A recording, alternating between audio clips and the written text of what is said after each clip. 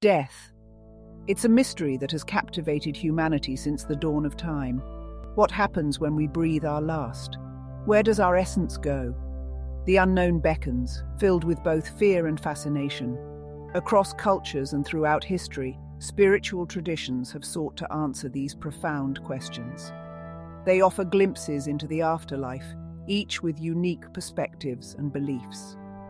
Some envision a heavenly paradise, a reward for a life well lived. Others speak of reincarnation, a cycle of birth, death, and rebirth. These beliefs, passed down through generations, provide solace and guidance. They offer a sense of hope and continuity in the face of our inevitable end. The question of life after death is not merely a philosophical debate. It's a deeply personal inquiry that touches the very core of our being. What we believe about the afterlife shapes our values, our actions, and our understanding of life itself. If you want to help our channel to reach a broader audience, please like and subscribe. It truly would mean a lot to us. Thank you. In this exploration of the afterlife, we turn to two distinct, yet surprisingly complementary perspectives: Theosophy and Tibetan Buddhism. Both offer detailed and insightful frameworks for understanding the soul's journey after death. They delve into the nature of consciousness, the possibility of liberation, and the transformative power of the afterlife experience. Theosophy, a spiritual philosophy that emerged in the late 19th century, draws wisdom from Eastern and Western esoteric traditions. It presents a view of life as a continuous cycle of growth and evolution, extending beyond the physical realm. Death, in the theosophical view, is not an end, but a transition, a passage to higher planes of existence.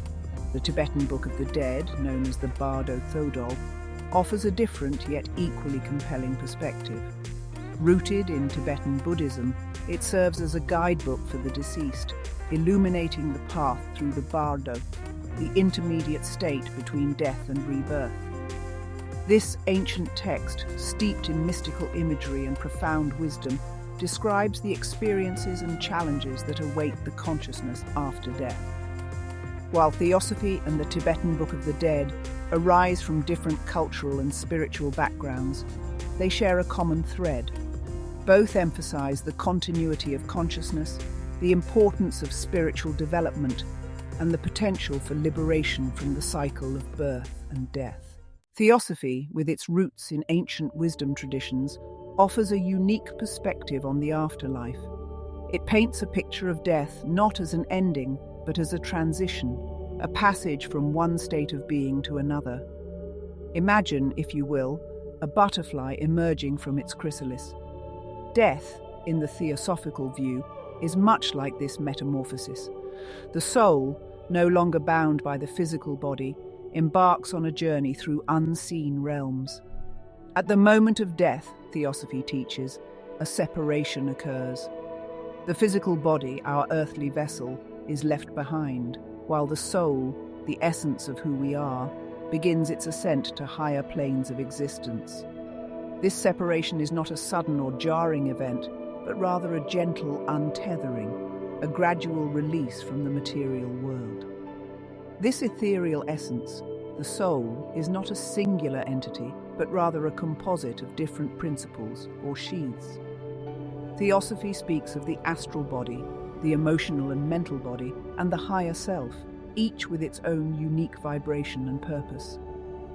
As the soul journeys onward, it sheds these sheaths one by one, much like a traveller discarding unnecessary baggage along the way. Kamaloka, the after-death dream. Imagine Kamaloka as a vivid dream, a realm where the soul awakens after shedding its physical form. This is not the realm of angels and harps, but a world painted with the colours of our earthly desires and lingering emotions.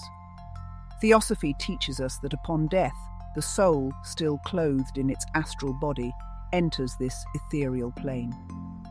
Here, the physical laws of the material world no longer apply, and time takes on a fluid, dreamlike quality. In this liminal space, we encounter the residue of our earthly lives. Unresolved emotions, lingering desires, and unfinished business all coalesce in Kamaloka. Think of it as a cosmic sorting ground, where the soul begins to sift through the experiences and attachments it carries from its previous life. It's a necessary stage, a purging of sorts, before the soul can ascend to higher realms. The intensity and duration of the Kamaloka experience vary greatly from soul to soul. Those who lived lives consumed by material pursuits, driven by insatiable desires, may find themselves entangled in a web of their own making. Their Kamaloka becomes a purgatory of sorts, a realm where they must confront the consequences of their actions and work through unresolved karmic patterns. Navigating the astral waters. Think of Kamaloka as a vast ocean, its depths teeming with astral currents and eddies. The soul, newly released from the physical body, must navigate these often turbulent waters. It's a time of adjustment, a period of acclimatization to a new and unfamiliar reality. Theosophy teaches us that the soul is not alone in this journey. Benevolent beings, known as Devachanic entities or spirit guides, often assist souls in Kamaloka. These compassionate presences offer guidance and support, helping the soul to process its experiences and navigate the challenges of this astral realm. Imagine a seasoned sailor guiding a small boat through a storm, offering reassurance and expertise amidst the churning waves. The soul's experiences in Kamaloka are not predetermined or fixed. Theosophy emphasizes the role of free will and the power of choice, even in the afterlife. Souls have the agency to confront their shadows, to learn from their mistakes, and to make amends for past harms. The lessons learned in Kamaloka serve as stepping stones on the soul's evolutionary journey. Devachan, a heaven of our own making. Beyond the astral currents of Kamaloka lies Devachan, a realm of peace, joy, and spiritual rejuvenation. Imagine a garden of exquisite beauty, bathed in ethereal light, where the soul finds respite from the weariness of earthly existence. This is not a place of idle pleasure, but a realm where the soul's highest aspirations find expression and fulfillment. Theosophy teaches us that Devachan is not a one-size-fits-all afterlife experience. Rather, it's a realm that reflects the individual soul's unique nature and evolutionary journey.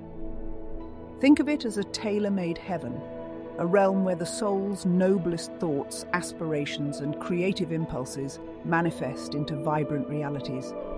In Devachan, the soul delves into the mysteries of the cosmos, communes with advanced spiritual beings, and expands its understanding of the universe and its purpose. It's a time for deep contemplation, for assimilating the lessons learned in previous lives, and for nurturing the seeds of wisdom that will blossom in future incarnations. The karmic thread of reincarnation. The soul's sojourn in Devachan, though blissful and enriching, is not eternal. Theosophy teaches us that the soul, driven by a deep-seated impulse for growth and experience, eventually feels the call to return to the physical plane. This marks the beginning of the soul's descent back into matter, a journey culminating in reincarnation, the taking on of a new physical body. Imagine a spider web, its delicate threads glistening with morning dew. Each thread represents a lifetime, intricately connected to countless others. Reincarnation, in the theosophical view, is not a random process, but a purposeful cycle woven by the threads of karma, the law of cause and effect.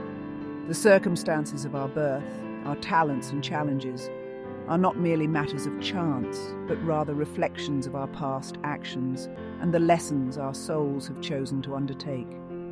Each lifetime is an opportunity to learn, to grow, and to balance the scales of karma, weaving a tapestry of experiences that ultimately leads to spiritual liberation. Imagine a book, its pages filled not with stories and poems, but with instructions for navigating the afterlife. This, in essence, is the Tibetan Book of the Dead, a sacred text that has guided generations of Tibetan Buddhists through the mysteries of death and rebirth.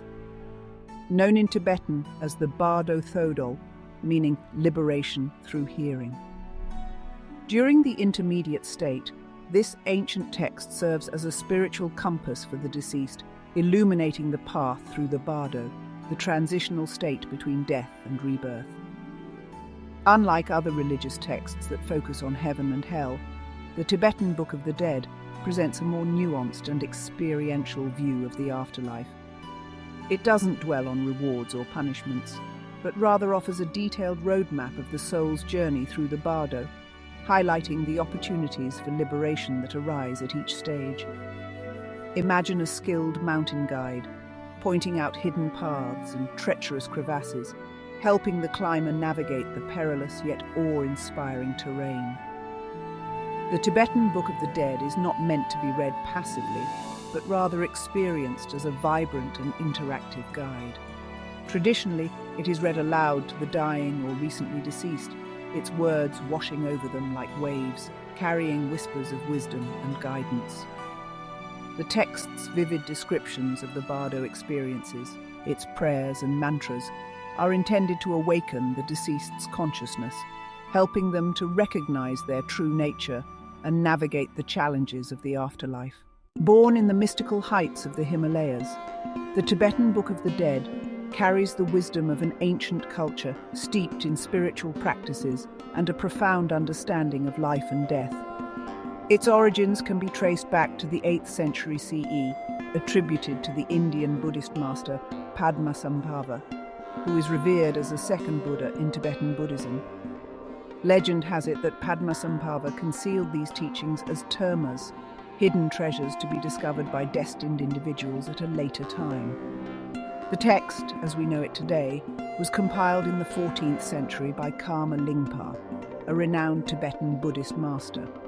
It quickly became an integral part of Tibetan Buddhist tradition, its verses chanted during funeral rites, its wisdom passed down through generations of practitioners. The Tibetan Book of the Dead, however, is not merely a relic of the past. Its teachings on death and the nature of consciousness continue to resonate with spiritual seekers across cultures and traditions. The text's timeless wisdom offers insights into the human psyche, the nature of reality, and the potential for spiritual awakening, even in the face of death. Imagine the bardo as a vast and ever-shifting landscape, a dreamscape where the familiar laws of time and space dissolve. The Tibetan Book of the Dead maps out this ethereal terrain, dividing the bardo into three main stages: the Chikai bardo, the Chonyid bardo, and the Sidpa bardo. Each stage presents its own unique set of experiences, challenges, and opportunities for liberation. The clear light of reality. Imagine for a moment the soul's journey at the precipice of death, guided by the wisdom of the Tibetan Book of the Dead. The first stage, the Chikai bardo, begins not with darkness but with a brilliance beyond compare. This is the clear light of reality, the pure primordial consciousness that permeates all existence. Think of it as a sudden flash of lightning, illuminating the night sky, revealing the true nature of things in a single, dazzling instant. The Tibetan Book of the Dead teaches that at the moment of death, this clear light shines forth with unparalleled clarity. For those who have prepared themselves through meditation, spiritual practice, and a deep understanding of the nature of mind, this moment presents a rare and precious opportunity. Imagine a skilled archer, having practiced for years, finally hitting the bullseye with unwavering accuracy. To recognize and merge with this clear light is to achieve liberation from the cycle of birth and death, to attain enlightenment in an instant. This is the ultimate goal in Tibetan Buddhism, and the Chikai bardo offers a fleeting yet powerful chance to realize this potential. However, for most beings, the clear light passes unrecognized, their minds still clouded by attachments, fears, and the lingering impressions of their past actions. Navigating the realm of deities. As the intensity of the clear light subsides, the soul enters the Chonyid bardo, a realm of swirling energies, vibrant colors, and awe-inspiring visions. Imagine a kaleidoscope, its patterns constantly shifting, creating a dazzling yet disorienting display. Here, the soul encounters a procession of peaceful and wrathful deities, their forms both alluring and terrifying. The Tibetan Book of the Dead emphasizes that these deities are not external beings residing in some distant heavenly realm. Rather, they are projections of the deceased's own mind, manifestations of their karmic imprints, and the lingering traces of their past actions, emotions, and beliefs. Think of a movie projector, casting images onto a screen. The deities of the Chonyid Bardo are like these projected images, arising from the film reel of the deceased's own mind. The soul in the Chonyid Bardo has the opportunity to recognize these deities for what they are, not as independent entities, but as reflections of their own true nature. This recognition is crucial, for to mistake the deities for external beings is to fall prey to fear, attachment, and the perpetuation of the cycle of samsara, the cycle of birth, death, and rebirth. As the soul journeys through the Chonyid Bardo, navigating the dazzling and often disorienting realm of deities, it eventually enters the final stage of the Bardo experience, the Sidpa Bardo. This is the transition towards rebirth, a time when the seeds of a new life begin to take root. Imagine, if you will, a garden, its soil freshly tilled, awaiting the planting of seeds that will eventually sprout and grow. The Tibetan Book of the Dead describes the Sidpa Bardo as a time of karmic reckoning, where the soul's past actions and intentions shape the course of its future rebirth. Think of a skilled weaver, carefully selecting threads of different colors and textures to create a tapestry of intricate patterns. Similarly, the soul's karmic imprints weave the fabric of its next life, determining its realm of existence, its physical form, and its life experiences. The Sidpa Bardo is not a passive process of simply receiving one's karmic due. The Tibetan Book of the Dead emphasizes that even in this late stage of the Bardo, the soul retains a degree of agency. Positive thoughts, aspirations, and actions can still influence the course of rebirth, leading to a more favorable outcome. The Tibetan Book of the Dead, though rooted in ancient Tibetan Buddhist tradition, offers timeless wisdom that transcends cultural and religious boundaries. Its teachings on death, the nature of consciousness, and the potential for liberation resonate with spiritual seekers from all walks of life. Even in our modern world, often characterized by its focus on material pursuits and its avoidance of death, the Bardos offer a profound framework for understanding the continuity of consciousness and the transformative power of the afterlife journey. The Tibetan Book of the Dead encourages us to view death not as an end, but as a transition, a passage to a realm of boundless possibilities. Its teachings on the Bardos challenge us to confront our fears, to examine our attachments, and to cultivate compassion and wisdom in the face of life's inevitable transitions. The Bardos, though traditionally associated with the afterlife, can also be seen as metaphors for the transformative journeys we undergo throughout our lives. Just as the soul navigates the challenges and opportunities of the Bardo, so too do we face our own personal Bardos, times of loss, change, and uncertainty. The Tibetan Book of the Dead reminds us that even in the midst of these challenges, we have the power to choose our response, to cultivate awareness, and to move towards liberation, both in this life and beyond. Gazing upon these two distinct yet remarkably harmonious perspectives on the afterlife, Theosophy and the Tibetan Book of the Dead, we discern common threads woven through their intricate tapestries. Both traditions, though arising from different cultural and philosophical backgrounds, converge on the fundamental understanding of death, not as an end, but as a transition, a passage to realms beyond our ordinary perception. They speak of the soul's journey through these realms, its encounters with subtle energies and transformative experiences, and its ultimate potential for liberation from the cycle of birth and death. One striking parallel lies in their emphasis on the continuity of consciousness. both Theosophy and the Tibetan Book of the Dead reject the notion of death as annihilation, positing instead that our essence, our core being, persists beyond the demise of the physical body. Imagine a butterfly emerging from its chrysalis, its wings adorned with colours unseen in its former state. The soul, freed from its earthly confines, embarks on a new phase of existence, its journey shaped by the karmic imprints it carries from its previous life. Both traditions acknowledge the profound influence of our actions and intentions on our afterlife experiences.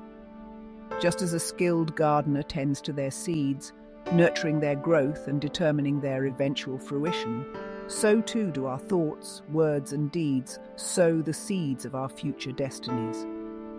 The law of karma, a fundamental principle in both Theosophy and Tibetan Buddhism, underscores this interconnectedness between our present choices and our future experiences, both in this life and beyond. While Theosophy and the Tibetan Book of the Dead share common ground in their understanding of the afterlife, they also offer distinctive perspectives, each enriching our comprehension of this enigmatic realm. Theosophy, with its roots in ancient wisdom traditions and its emphasis on universal principles, presents a more structured and hierarchical view of the afterlife realms. It speaks of Kamaloka, the realm of purification, Devachan, the realm of blissful repose, and the cycle of reincarnation, driven by the law of karma.